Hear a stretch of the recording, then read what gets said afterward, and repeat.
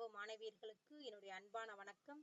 இன்றைய வகுப்பு திருக்குறள் தெரிந்து வினையாடல்.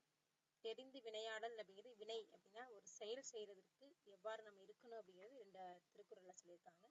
செய்வானை நாடி வினை நாடி காலத்தோடு எய்த உணர்ந்து செயல்.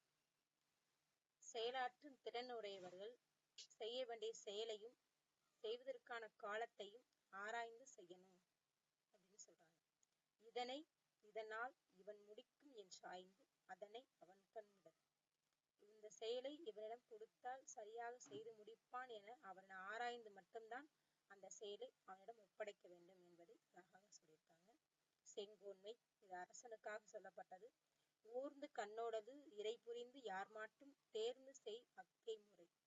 எதையுமே நண்பகம் ஒரு பக்கம் சாராமல் நன்கு ஆராய்ந்து தீர்ப்பு சொல்ல வேண்டும். அது அரசனுக்குரிய கடமை தான் செங்கோன்மை. இறை காக்கும் வையகம் எல்லாம் அவனே முறை காக்கும் முட்டாட்சியை. உலகத்து உயிர்கள் எல்லாத்தையும் அரசர் காப்பாற்றுவார். அவரை காப்பாற்றுவது அவருடைய குற்றமற்ற ஆட்சிதான் என்பதை அழகாக சொல்லியிருக்காங்க.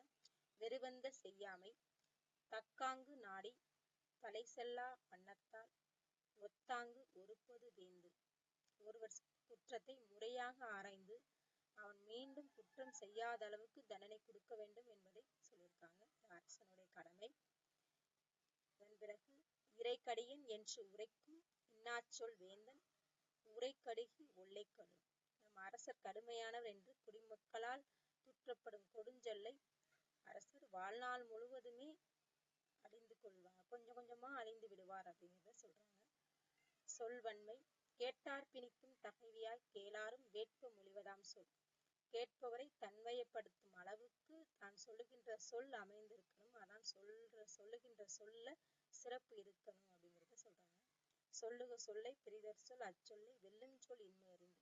நாம் ஒரு சொல் சொல்லிட்டோம்னா பிறர் ஒரு சொல்லையும் சொல்லாத அளவுக்கு அந்த சொல்லின் மேன்மை இருக்க வேண்டும் அப்படிங்கிறத சொல்றாங்க. ஆனா நாம் சொல்லும் சொல்லை வேறு சொல்லால் வெல்ல இயலாதவரு சிறந்த சொற்களை நம்ம தேர்ந்தெடுத்து பேச வேண்டும். சுருங்க சொல்லி விளங்க வைத்தல்.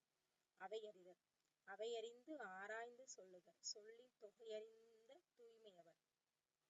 அவையில சொல்வளமும் நட்பணமும் உடையவர்கள் நம்ம பேசும் அவையில தகுதி அறிந்து பேச, எந்த இடத்துல எப்படி பேசணுமோ அந்த இடத்துல சரியாக பேச வேண்டும். கற்றறிந்தார் கல்வி விளங்கும் கசடர சொல் தெரிந்து வல்லார் அகத்து. சொற்களை ஆராயும் அறிஞர் நிறைந்த அவையில் பேசும்போது பல நூல்களை கற்றவரின் கல்வி பெருமை அடையும்.